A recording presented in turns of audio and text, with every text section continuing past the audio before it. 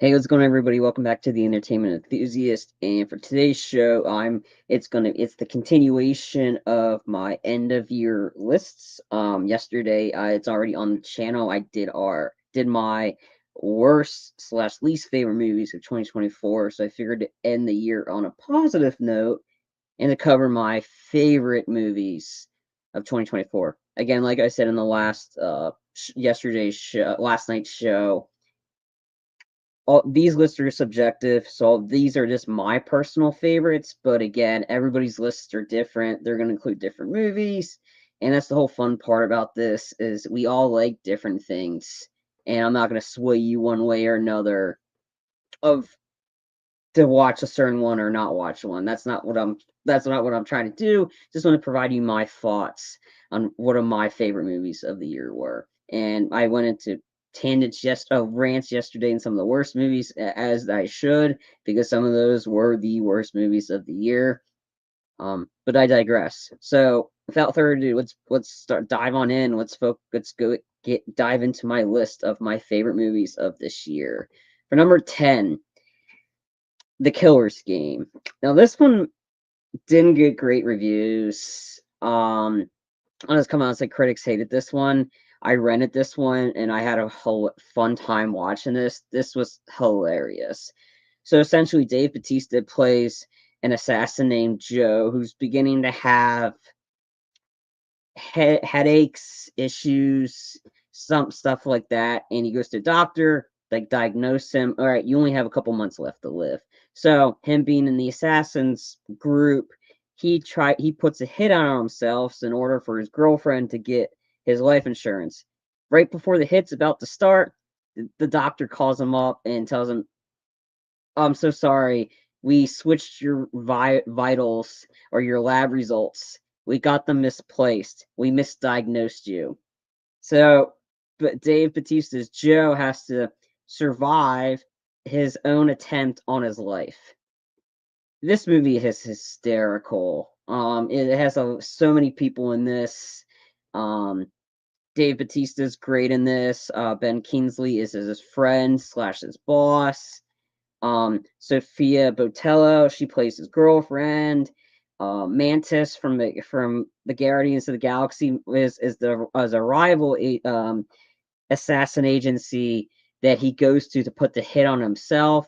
So essentially, Mantis is trying to kill Drax, which just adds to all sorts of hilarity with that.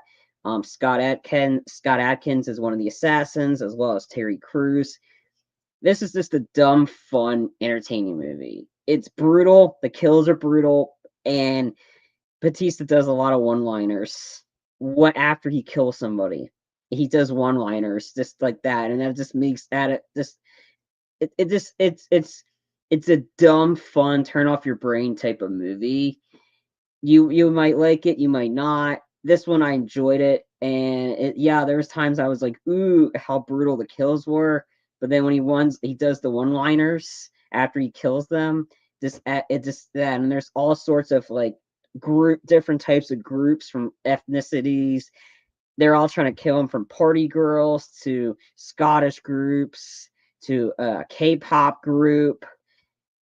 All sorts of different groups are trying to kill him, and yeah, it was just a funny, entertaining movie. That's why I had to have it on my as number 10. This was just a dumb, fun action comedy, and there's a lot of action and there's a lot of comedy. So if you like Dave Bautista, if you want to see the irony of Mantis trying to kill Drax, then this one is definitely something worthwhile to check out. It's called The Killer's Game. It's not available much yet on streaming, but what it is on streaming, whatever service it's on, definitely it's worth it. Something to check out. It is hilarious, and it was just dumb fun. And that's all I wanted this year, just to have movies that were just fun, entertaining, something that you came out of it feeling, "Oh, okay, this was entertaining. You're entertained throughout, and it's not that long of a movie.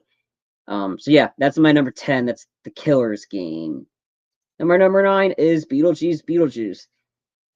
This one I was hesitant on because I watched the original with Gina Davis and Alec Baldwin, um, and Winona Ryder, and it was all right.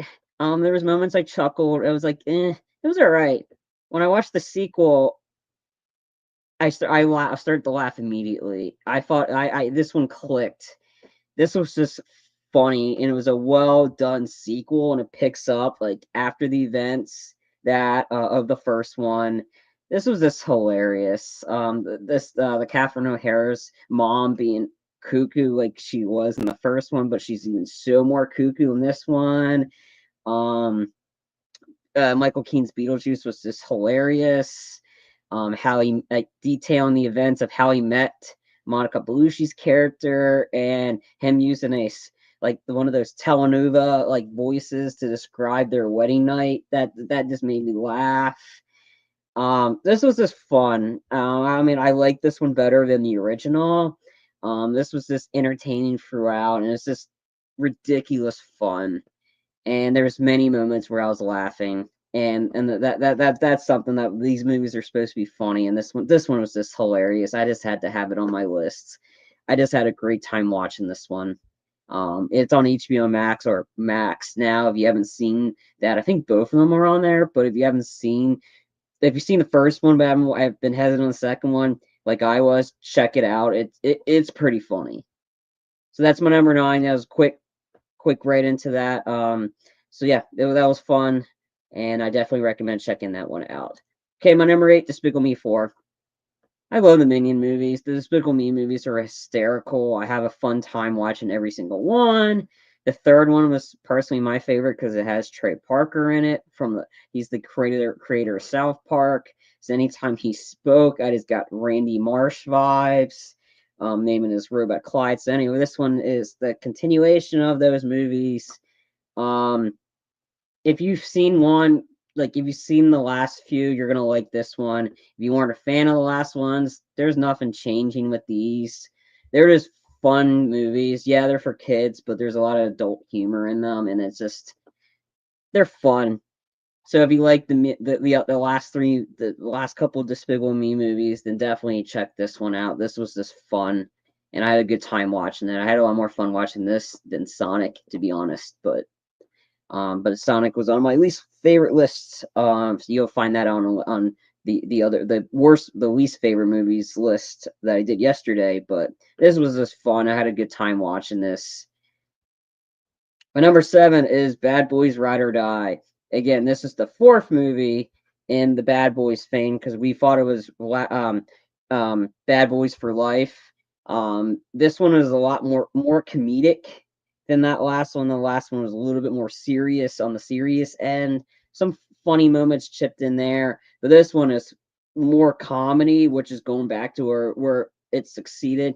But the action sequences were just well shot throughout this. This essentially picks up a couple years after the events of Ride or Die. Will Smith's Mike is getting married, and then of course more corruption happens. I think Eric Dane plays the villain.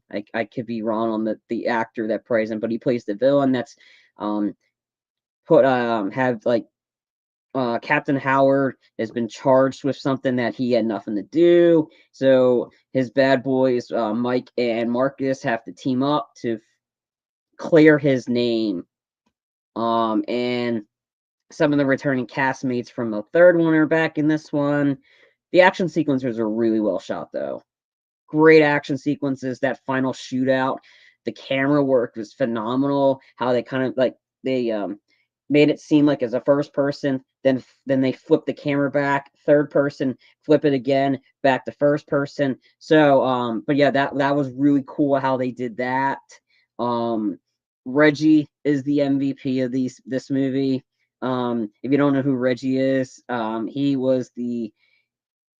he's the son-in-law to Marcus. And if you've seen Bad Boys for Life, and you find out that Reggie made it past their initiation ceremony from the second one, which is a hilarious moment. But Reggie is the MVP of this movie, and I'm not going to tell you why he's the MVP. You just got to watch this movie and find out. Like the sequences he has in this one, he's a badass, and I'm just gonna leave it there. But yeah, this was a lot better than the third one, which I like the third one, but this is a lot better than the third one. Entertaining, through-eyed throughout, a lot of hilarious moments. So if you've seen the Bad Boy movies, you know what you're gonna get with this one.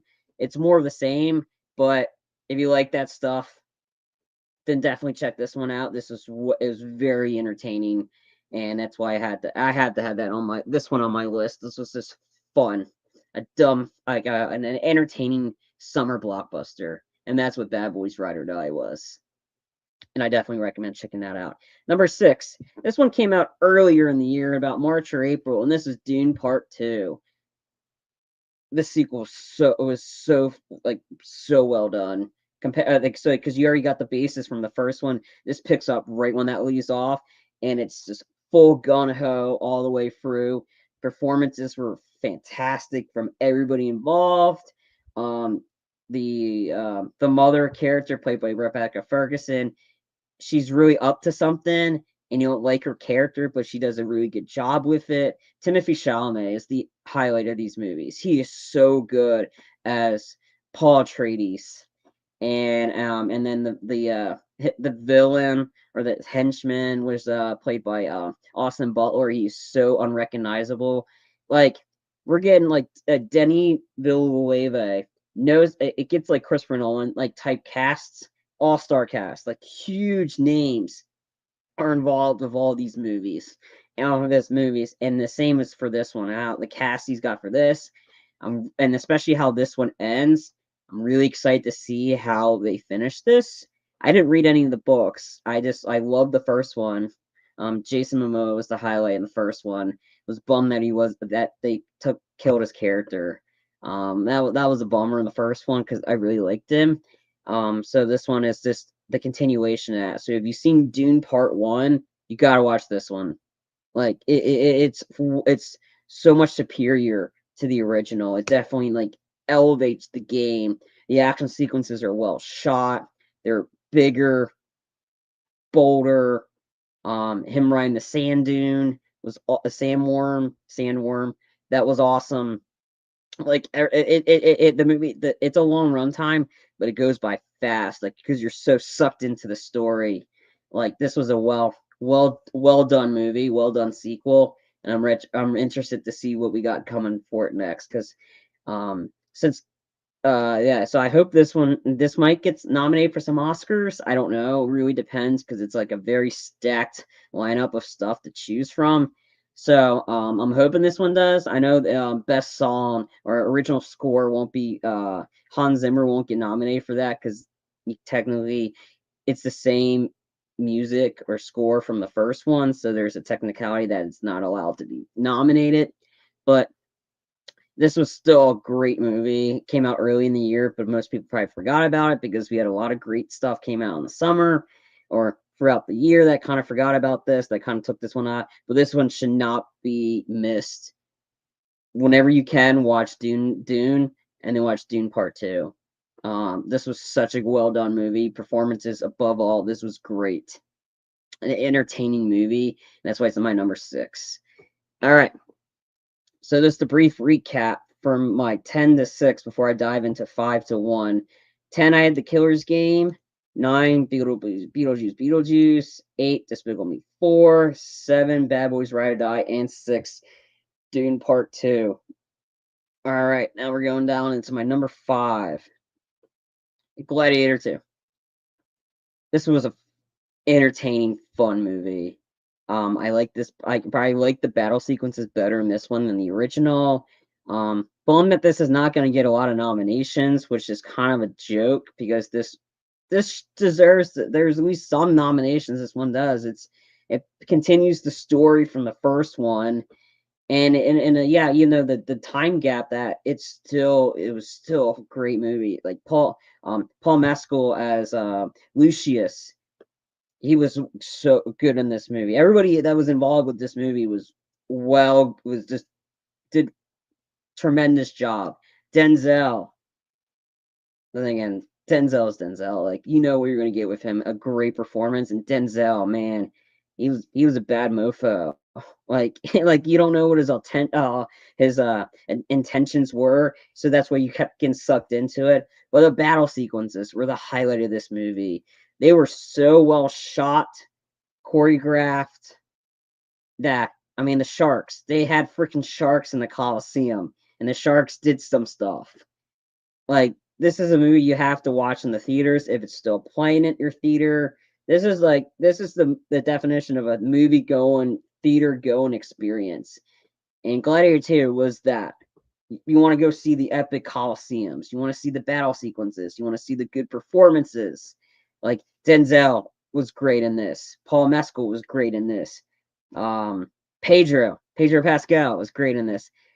My only minor issue with it was the two brothers. They were the worst part, and I kind of wanted Paul, um, Paul Mescal's character, Lucius, kind of wanted to see him to kill these two brothers. But the two brothers that I think are like Joseph Quinn, who's the new Johnny Storm in the new Fantastic Four movie coming out in 2025. He's one of the brothers, but they were minor, but they were kind of annoying the whole time. But I kind of wanted to see Lucius kill them, but I still got it was still a satisfying movie. Like, it was entertaining. I was literally entertained throughout. And like that's all I want in a movie. That to be entertained, to have a good time, to enjoy it. And I had a great time watching this one. I definitely, whenever it's available to watch, it's even worth a rent, to be honest. If you want to pay the money to rent it, definitely do it. This is such a fun movie. I had a great time watching this. That's why it's in my number 5 movie of the year. It's fun. If you want good battle sequences, good performances, you will not be disappointed with Gladiator 2. Number 4, The Fall Guy. This was seriously neat. Tonya Harding by Universal. They put this movie out on digital within a few weeks and not give this movie the time it deserves to be in the theater. This is a movie that you need to see. You need to see in the theaters. It's a homage to the stunt community. This was such a fun, hilariously well done movie. Like, and it's all about the stunt community, who deserves their own Academy Award category. The stunt community is seriously undervalued, and there really needs to be a lot more support. That's why I'm glad this movie was made, because it brought that to the limelight about the stunts. Ryan Gosling was awesome in this movie. Like, Gosling knows what he's doing. Like, there's a lot of stuff that was going on with the movie. It's a comedy. It's got action sequences.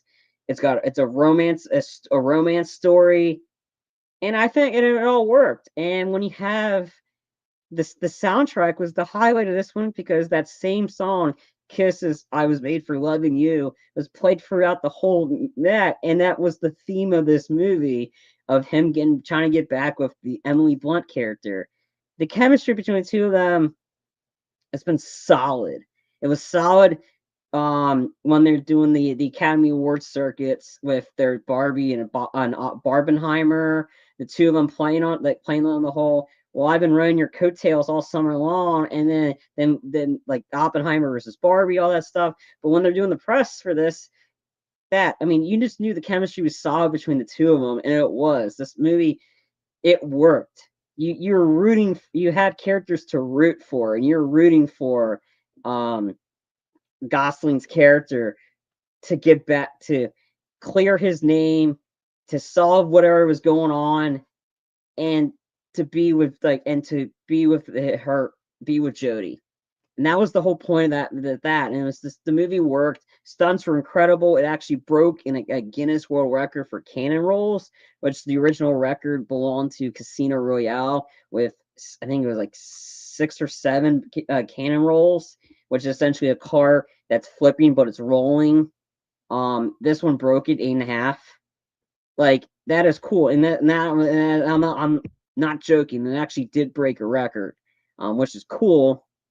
But yeah, and then the producer was the annoying part. It was played by Hannah Wignum. but you just knew like it's kind of predictable how you think this is going to play out. But but Aaron Taylor Johnson as the actor, um, that's the and then that Ryan Gosling's character is the stuntman for. He was hysterical, and I think Aaron Taylor Johnson needs to be Bond. Like I've said it multiple times. He's the new Bond. Like just give him the role for it already, so we can see him as James Bond because he's going to be phenomenal as that character. He was great in this one. He was doing at one point channeling his inner Matthew McConaughey. He was like kind of like did a Matthew McConaughey accent. This is this this is the definition of a summer blockbuster. Watch The Fall Guy, buy The Fall Guy, see it as many times as you can to help this movie because this one didn't deserve to be treated like by Universal the way it was, where they undercut it immediately and not give it the time it deserved to be in the theaters. Because that's the only way you can really enjoy this movie, to give it homage to the stunt community. This was seriously underrated, and it shouldn't be because this was well done, hilariously fun summer movie. And that's what this one was. Came out the start of the summer. If you have not seen The Fall Guy, watch it. It's on Peacock. There's 2 different versions. If you want to have a good time, just watch this. Like Gosling is just so likable. Like, I mean, he's so good in this. Emily Blunt's character is so good. Everybody about in this movie it was just a fun movie. I had a great time watching this. I've seen it at least 3 times this year. Probably will watch it more next year. Just if you want to have end the year or start the year off of 2025 with a good note, watch The Fall Guy. I can't say enough good things about this movie. Fortunately, though, I had 3 other movies that I liked better than this one, but in terms of rankings, but it was all really neck and neck between numbers 2 through 4, 2, 3, and 4. All these are all like within range of each other. So Fall Guy could have ended up being my number 2, and so on. But again, the ranking is like I said, it's very minuscule amount of why I had this one as that. But again, watch The Fall Guy, see The Fall Guy, watch it on Peacock, buy The Fall Guy, and it's also based off the TV show, which I actually haven't seen, but I just had a fun time watching this. This is why it's my number 4. Essentially, watch The Fall Guy. That's all I can really say at this point. Watch it. All right, my number 3. I'm gonna get some questions on this one. I've already gotten some questions from my friends on this one. How many times I've watched this? They told me I need to watch better movies, which we know that's not gonna happen. My number 3 is The Beekeeper. If you don't know what what The Beekeeper is, it stars Jason Statham. So right off the bat, if you don't like Jason Statham, this one most likely won't be for you. Essentially, he plays a beekeeper, both literally and figuratively, a beekeeper that named Adam Clay. That's currently living. That's currently assisting his Miss Parker. That's allowing him to stay there while he keeps the beekeeper, essentially the roles of a beekeeper, doing anything with bees, all that kinds of stuff, protecting her from that, such and whatever. So then, unfortunately, Miss Parker gets involved with a scam where they scam her computer, fraud. She calls the number. They tell her, "Oh, okay, you need to, we need to get access to your computer and your funds, okay, in order to get rid of the virus on your computer." She does that. They take her money. She kills herself. It's unfortunate. So Adam Clay decides, okay, you know what? I'm going to get some revenge. It turns out his role as a beekeeper isn't really just keeping bees. He's a part of a clandestine secret operative group called Beekeeper. And he goes on a warpath to get revenge for against all the people involved and his friend's death. That's plot. That's just the brief plot before I get into it. Okay, this movie is awesome. if you want to watch Jason Statham kick a lot of ass against and root for him to be a warpath, like a non-stoppable man kicking ass machine that doesn't take a licking at all for an hour and 45 minutes to about an hour and 50, that's what you're going to get with this movie. Jason Statham kicks so much ass in this movie, and it's awesome. And you're rooting for him to do it because these people are pieces of shit. They're horrible human beings. They're robbing the poor to keep their rich pockets, and you're rooting for him to do his warpath, to go through every single one of these members. Like, and he does it in a brutal fashion, and it's satisfying. Like, he's like a tank. Like, nobody can stop him, and he's on a warpath, and that's essentially what this movie is. He goes on a warpath, and he only kills the people that deserve it. Got a comment here. Oh, hi. Welcome to the show. All right, so yeah, so that's what you're gonna get. The Beekeeper, Jason Statham kicking ass for an hour 45 minutes. Nobody's stopping him, and that's what this movie is essentially. So if you don't like Jason Statham, you're not gonna like this one. Yeah, I've watched this at least 4 to 5 times already. One reviewer says it's on two. Gave the movie 2 separate reviews. See this movie and stay away from it. It's absurd. It's hilariously, like, again, you can't take this one seriously. Like, if you go on thinking this is a serious movie, then you're just gonna be like severely that. This one did so well at the box office. I had such a great time watching this in the theater. They're working on a sequel, which I'm super amped for. Yeah, if you want Jason Statham kicking ass and taking names for that, Josh Hutcherson's plays a rich prick that you're rooting for him to get his end at the end of the movie, which is hilarious. Like, Katniss should bitch slap him, like, because this is not Josh Hutcherson's typical role. Jeremy Irons is in this. But the way Statham takes out SWAT guys, and he has some one-liners that are just absolutely hysterical. Like, he's in an elevator shaft. These guys are shooting at him. He goes, "Are you guys done yet?" And then he does something to the elevator and goes, "Now you're done." Like, it's just and there's so many B puns in this. You can't take this movie seriously. If you do, you're not gonna go. You're missing the whole purpose of this. This was just to watch Jason Statham kick ass for an hour and 45 minutes. Yeah, and that's what you're gonna get with this one. Him being a brute force for an hour 45. I love this. It's my number 3. I love this movie. I don't care how stupid, ridiculous it is. Anytime it's on, I'm watching it. And I'll probably many more viewings. And he's got a new one coming out in 2025, which I'm pumped for because I love Jason Statham movies. But again, I love this movie. I'm gonna get questions on it, and I don't care. I'll defend this one if I have to. But yeah, Beekeeper, my top 3. It was such a fun movie. I love this movie. All right, my number 2. I mean, kind of hard to pronounce this one, but it's The Ministry of Ungentlemanly Warfare. This is Guy Ritchie's war comedy action flick starring Henry Cavill, and Jack Reacher himself. Alan Richardson's in this. Isa Gonzalez, Henry Golding, Carrie Elves. Essentially, these men are tasked to wreak havoc. This is set during World War II, right before the U.S. gets involved in World War II. It's all about Nazis, and essentially they're there to cause havoc, blow up these boats, while the other group are infiltrating that just to fill these ships with a lot of stuff that will go boom. Essentially, this is a fun movie. Like, this is fun, bloody, entertaining, great dialogue, hilarious. Like, the body count is so high with this one.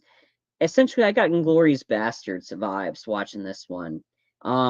The pacing is a lot faster in this one than Inglourious Basterds because, again, 2 different directors and 2 different types of stories. Um, but there's a lot of intrigue that this is actually based on a true story, and some of the basis of this movie started the creation of James Bond.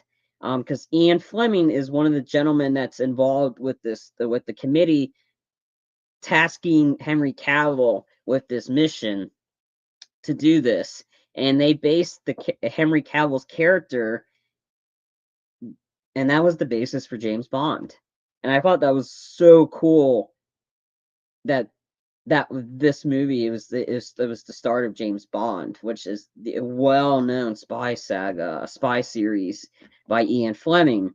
So, but no, the action in this movie is absolutely gnarly. It's bonkers, it's crazy, it's chaotic, but also funny. Like Henry Cavill always trying to steal the high end stuff. Oh, I would love a coat like that. That and Alan Richardson is a brute force in this one. Like he's killing people like crazy, like Jack Reacher style. Like this is a fun, entertaining movie that needs to be watched. Whenever I think it's currently on Stars right now, but watch this movie. If you like Guy Ritchie, you're gonna like this one. You like Henry Cavill, you'll like this one. It is so well paced, entertaining throughout. There's no slowness to it. You don't feel bored at all. You want to see you're rooting for this group to do the mission, to complete the mission, and also all the Nazis that get killed. Yeah, that was just all of them deserve to. But and you're rooting for this team to complete this very suicidal mission that when if caught by either side, either they go to jail or they'll be tortured to death. So it's very high stakes mission, but it's so entertaining throughout. Like just so much fun. Body count at least in the first 30 minutes is at least 100, and then some, and then this ramps up towards the end. Like the final mission sequence is so intense, but yet so satisfying watching when that's completed. But yeah, can't say enough high things about this one. Rent this movie if you don't have Stars. Rent it or buy it. Blind buy it. This is such a fun movie, such an entertaining movie. I cannot recommend this one enough. Like if you're on an airplane flying somewhere, watch this movie. You're gonna be so entertained throughout. So yeah, that's my number 2, The Ministry of Ungently Manly Warfare. All right, it's kind of obvious what my number 1's gonna be because it was not only was it like that I had so much high expectations going into this one. I was looking forward to this one for quite some time. A lot of build up to it, and without further ado, it's Deadpool and Wolverine. I mean, if you don't see the poster in my background, literally of Deadpool, Deadpool is my favorite Marvel character. I love the last 2 Deadpools. This is his first introduction into his first introduction into the MCU ever since Marvel. Because again, this was in kind of like cryostasis for a while since when Disney bought 20th Century Fox. We didn't know if another Deadpool was going to happen, and then when they announced when he got Hugh Jackman to reprise his role as Wolverine, like Logan, like to get that this one had so much hype going into it already, and then the trailer started, and I was sold on the first trailer, but in the second trailer when they got Madonna's Like a Prayer, and that's the behind the scenes of how they actually got that song in this movie in the sequence they have it in. They actually had to go to her house to get her approval for this. And it's just hilarious, and the scene works perfectly with that song. And it's just this movie was so funny. It's hilarious. Like again, I had so high expectations going into this one. They were immediately met within the opening credits. From the opening credit sequences of Deadpool dancing to Bye Bye Bye while killing a bunch of TSA, bunch of the Loki's time TVA agents, and using Wolverine literally and physically using Wolverine to kill these people while dancing to that song, you knew exactly what you're getting into with this. If you do not like Deadpool, you're not gonna like this movie. If you like Wolverine, you probably will like this. But if you don't like Deadpool, yeah, you have to pick and choose. But Ryan Reynolds and Hugh Jackman has this great chemistry, not even on screen, just off the screen, of their budding rivalry with each other, how they keep doing jokes at each other, like they can one up each other. The chemistry is absolutely solid between these two. The action sequences were great. The cameos were hilarious, and thank God I didn't see any spoilers because that would have really ruined the experience for me. Just seeing all these certain characters back was just a great sight to see. This movie was hilarious. It had emotion to it. It had heart to it. I cannot wait to see what these characters show up in the next Marvel movies, and I'm really hoping it's the new Avenger flick. You know, Reynolds is playing coy like he always does. But the marketing for this movie is absolutely fantastic because just put Deadpool in something, you know people are gonna watch.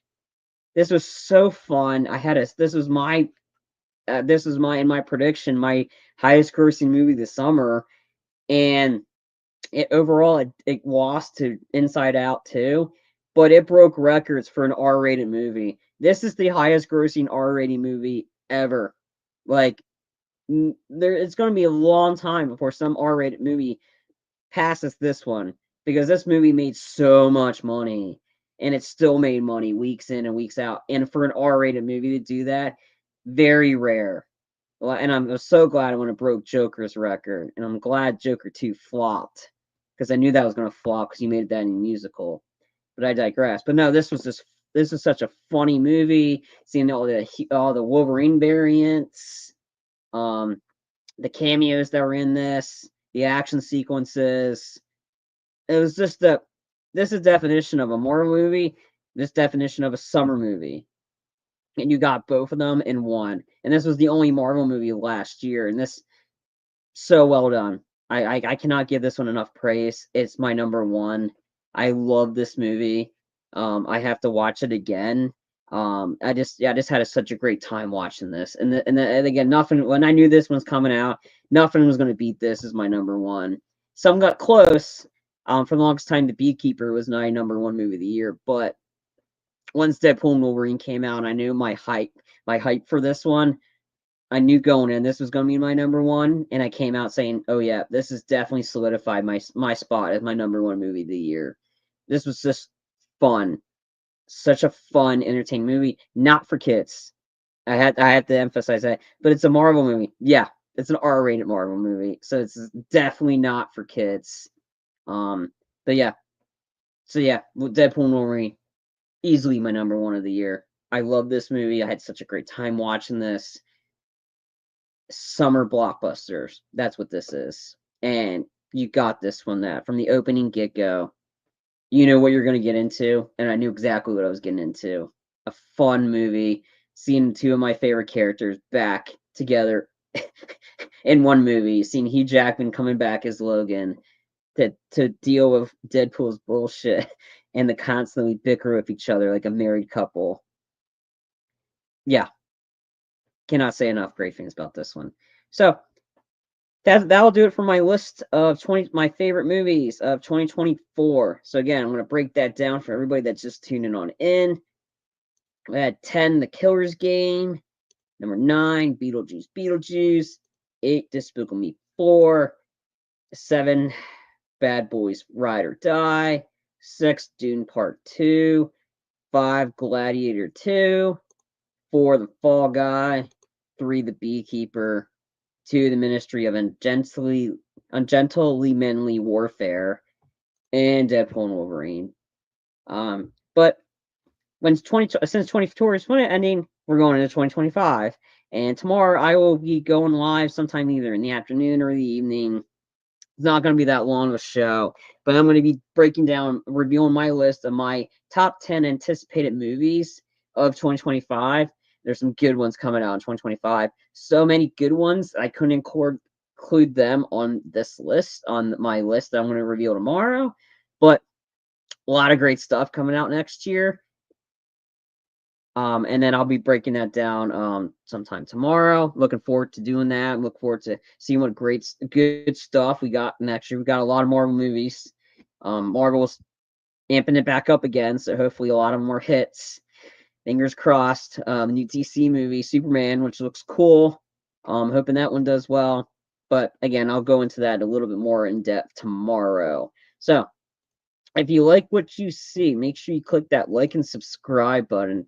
Simple like and subscribe really helps us out here at the Entertainment Enthusiast. It shows that proves that Ray, we're doing a good job here, that you like what you see. You want us to keep doing that because I love doing this. We love here at the Entertainment Enthusiast. We love talking about this stuff, love talking about entertainment, gaming, movies, TV, anime, whatever is entertainment, you name it, we're covering it here. We like doing that, and because we all have it here at the Entertainment News, we all have an expansive knowledge in certain items, and that's what we want to provide to you guys. Give you guys great content, entertainment. We love doing this stuff. We all worked at a theater together. Most of us worked at a movie theater together, so we all have a lot of movie going experience, and we want to provide that experience, that knowledge to you guys to help figure out what to watch next. And that's that. So a simple like subscribe really helps us prove that we're doing a good job and to continue doing it. And B, gets us close to monetization, which is an added bonus to be able to do more stuff for you guys.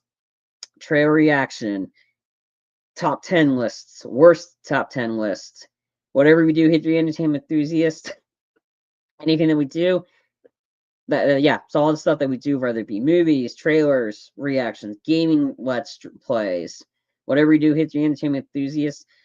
The more, but we'll be able to do more stuff for you guys if by a simple like and subscribe. And if we get close to get into the monetization, the bonus, we'll be able to do more stuff like maybe a movie debate segment, which I love movie debates. And that would be a fun segment. Movie trivia, got tons of movie trivia stuff. But again, we'll cross that bridge when we get to it. But to help, like, for you can do to help us out, is click the likes and subscribe button and tell your friends. Spreading this out, networking. The more people that know about the Entertainment Enthusiast, the better. The broader the range we can do, that you can help us out do, by telling everybody about this channel. That'd be awesome. And to help you out, click the notification bell or bottom right corner of your screen. That lets you know there's a new video out, like this one, yesterday's worst movie list, let's play segment, trailer reaction, movie review. Whatever you do here at the Entertainment Enthusiast, that's on our YouTube page. If you have that notification bell clicked, you will be notified there's a new video out. Speaking of gaming, follow us on Twitch. This is where we do primarily all of our Let's Play segments for video games. So any game that we play, we stream live. It will be done on Twitch. So follow us there to chat with us live, ask us questions live, see what crazy antics we get into live. And then you can do that live on Twitch. If you can't catch us there live, no worries. I download the videos after our segment and I upload them to the YouTube page. Because Twitch deletes our videos between 15 and 30 days. I don't know why they do it. They do it to everybody. It's not a good way to have a good solid stream of content on Twitch. So I guess that's why you have to keep doing stuff on it consistently to get a basis. But I download the videos and upload them to the YouTube page. So you have two different avenues to check out our content, whether it be live on Twitch where you can ask us questions, or you can just see the gameplay of it on the YouTube page. You can still ask us, like, submit comments and questions on that on that video, but you won't be and then we'll answer it, but it'll be after the fact, not live during it. So again, follow us on Twitch, click the like and subscribe button, and click the notification bell at the bottom right corner of your screen.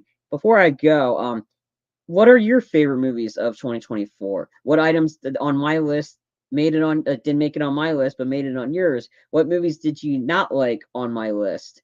Let us know in the comment section below. Again, all lists are subjective. Everybody likes different stuff. But again, let me know what some of your favorite movies of the year are, and in the comment section below. So I'll respond back if I've seen that one or not. Again, but yeah, let us know in the comment section below what you like, what you didn't like about my list. And that's all again, it's all subjective. So, but again, keep the conversation going just to provide your list in the comment section below. Finally, before I go, I gotta ask you a quick question. In honor of Gladiator 2, have you been entertained? And if not, Tune in next time.